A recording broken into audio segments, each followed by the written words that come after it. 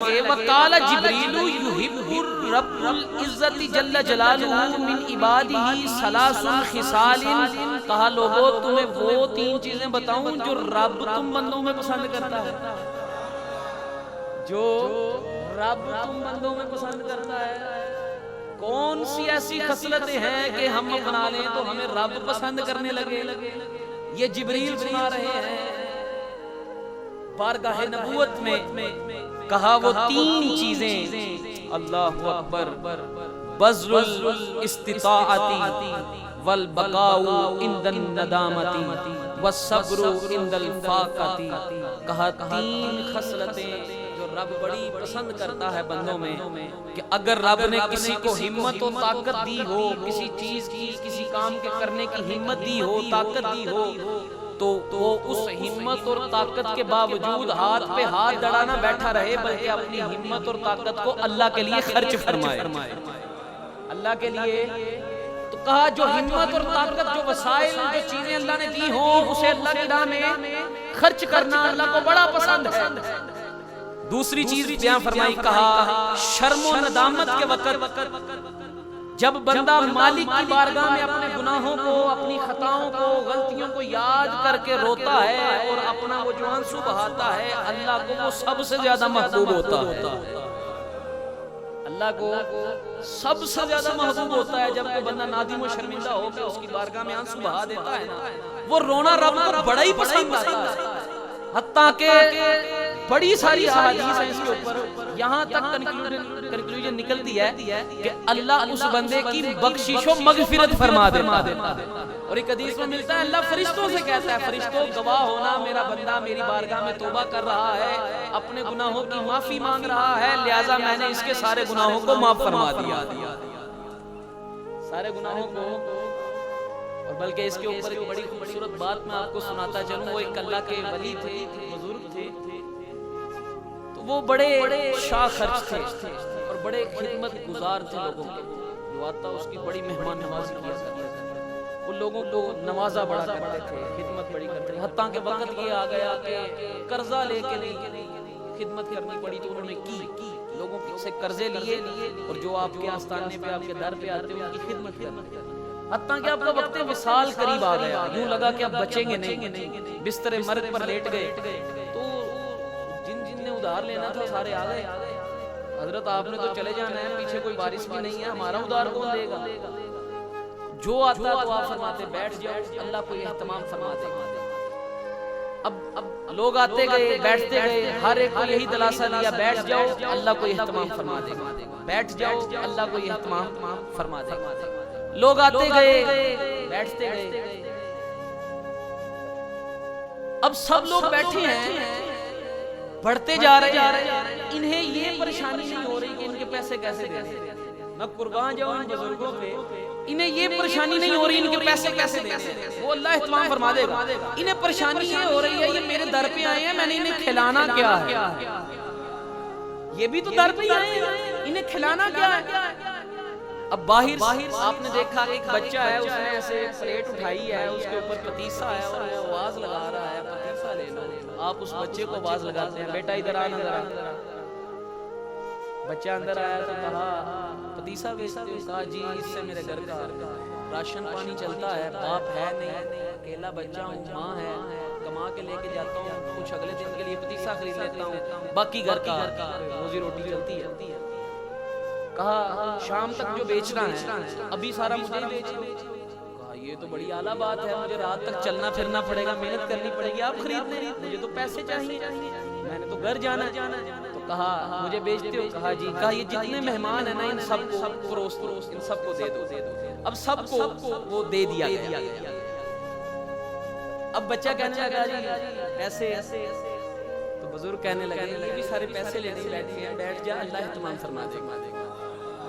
अब बच्चा बैठ गया, बड़े तो बड़े हैं, बच्चा तो फिर आखिर बच्चा है। वो 5 मिनट गुजरे तो फिर बाबा जी मेरे पैसे दे दो, मैं जाना है। कहा बैठ जा, अल्लाह इत्माम फरमा देगा। फिर 10 मिनट गुजरे, बाबा जी ये सारे सेठ लोग ने, इन्होंने नाम ही मिले काम चल जाएगा, मेरे घर की रोजी रोटी बंद हो जानी है, मेरे तो पैसे दे दो। कहा बैठ जा, अल्लाह इत्माम फरमा देगा। कहते हैं कि वो बच्चा रोने लग पड़ा। वो रो के कहने लगा, मालिक जल्दी कोई एहतमाम फरमा देना वरना मेरे घर का चूल्हा नहीं जलेगा। मालिक जल्दी से कोई एहतमाम कर दे। बुजुर्ग बार बार यही कहते जा रहे हैं कि अल्लाह एहतमाम फरमा देगा। कहा बच्चा रोने लग पड़ा। एक मुरीद आया बुजुर्गों का, सोने की अशरफियों की थैली लेकर, कहता है हुजूर ये आपकी खिदमत में देने आया हूं। अब आपने सबको अशरफियां दी और बच भी गई, आपने सारी बच्चे को दे दी। तो एक बंदा बैठा रहा जो उधार लेने आया था, कहने लगा बाबा जी बैठे तो हम भी बड़ी देर के थे, बड़ी देर से बैठे थे, आप यही कहते जा रहे थे बैठ जाओ अल्लाह एहतमाम कर देगा। कोई एहतमाम नहीं हो रहा था, ये बच्चा आया तो एहतमाम कैसे हो गया? तो बुजुर्गों ने कहा साहिबो तुम सिर्फ बैठे दुआ कर रहे थे कहीं से एहतमाम हो जाए, बाबा मार गया तो लमने नहीं, तुम सिर्फ बैठे दुआ कर रहे थे। ये बच्चा दुआ करते करते उसकी बारगाह में रोने लग पड़ा था। उसे रोना बड़ा पसंद आता है यार। जब कोई रो देता है ना उसकी बारगाह में, दिल से उसकी हाँ कोई आंसू बहा देता है, फिर वो पूरी करने में देर नहीं लगाता, फिलफौर अता फरमा देता। तो जिब्रील कहते हैं ये दूसरी चीज रब को बड़ी पसंद है कि जब उसका बंदा उसकी बारगाह में रो देता है। और तीसरी चीज जिब्रील ने बताई, कहा रब को ये तीसरी चीज अपने बंदों में बड़ी पसंद है। और वो तीसरी चीज क्या है? कहा जब कोई फाका आ जाए ना, फाका आ जाए, अल्लाह अकबर, उस वक्त ये बंदा वावेला ना करे, बेसब्री ना करे, ना शुक्री ना करे। अगर ये सब्र के दामन को पकड़ ले तो अल्लाह को बड़ा महबूब हो जाता है।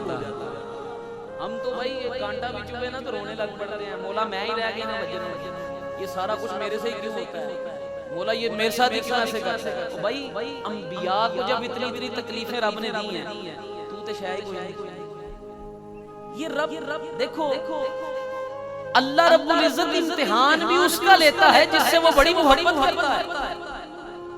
अगर तुम तक कोई तकलीफ पहुंचती है तो उस पर सब्र करना सीखो।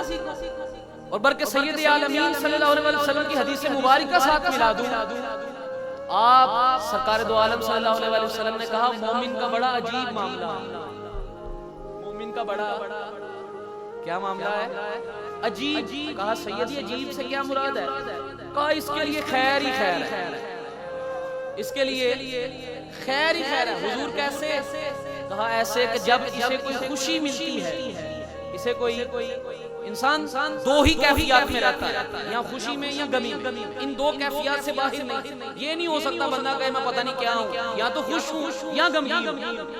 कहा अगर खुशी मिले उस खुशी में रब को भूल ना जाए, उस खुशी में रब को भूल ना जाए। उन्नी गल है होनी ब्याह आया नचना खलो जिन्ना टपना है, ढोल बजा लो जड़ा बजाना है, किथे रोज रोज दिन आंदे ना। कि खुशी में रब को, उसके अहकामात को, उसकी शरीयत को भूले ना, बल्कि उस खुशी में रब का शुक्र अदा करे। अल्लाह उसे इतना अता फरमाता है कि दामन खैर से भर जाता है। उसकी शरीयत को कमाल करने की बजाय, उसकी हुक्म अदूली करने की बजाय, चूंकि बंदा मोमिन है, ईमान वाला है, सर तस्लीम खम करके उसकी शरीयत के मुताबिक खुशी मनाता है, अल्लाह खैर कसीर अता फरमा देता। कहा दूसरी स्टेज, दूसरा मिजाज, दूसरा मूड गमी का। क्योंकि मोमिन है खैर ही खैर है, अब अगर खुशी में है तो खैर है, गमी में कैसे खैर है? कहा जब इसे गम पहुंचे, तकलीफ पहुंचे, इसे दर्द महसूस हो, इस पर कोई बुरा वाकया पेश आए, उस वक्त ये बेसब्री ना करे, उस वक्त ये वावेला ना करे, उस वक्त ये नाशुक्री ना करे, ये सब्र के दामन को पकड़ के जब इतना कह दे मौला तेरी मर्जी, तूने जैसा चाहा ठीक किया, अल्लाह इसे फिर खैर कसीर अता फरमा देता। अगर ये खुशी में है फिर भी रब का महबूब है, ये गमी में है फिर भी रब का महबूब है। अल्लाह को बड़ा पसंद, क्योंकि ये बंदा मोमिन है, ये उसकी रजा में राजी रहने वाला।